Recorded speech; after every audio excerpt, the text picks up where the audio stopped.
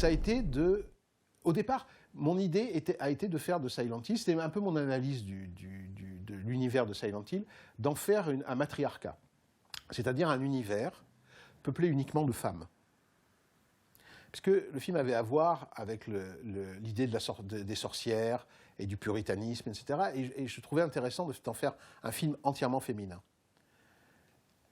Et en fait, le seul compromis que j'ai eu à faire pour Sony TriStar, ça a été d'introduire plus fortement le personnage du père, de le mettre régulièrement à l'intérieur de l'action, de rajouter un personnage de détective qui accompagne ce personnage masculin, et donc de renforcer la présence masculine.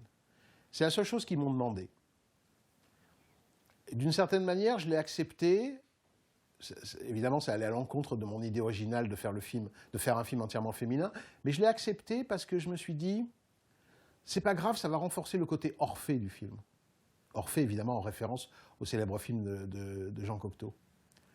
Donc l'idée que le mari recherche sa femme qui est en enfer, et à un moment donné, il y a une scène d'ailleurs qui a été totalement rajoutée et que j'aime bien, il sent son parfum, parce qu'elle passe à côté de lui, mais simplement elle passe à côté de lui dans une dimension parallèle. Donc il ne peut pas la voir, mais il sent son parfum.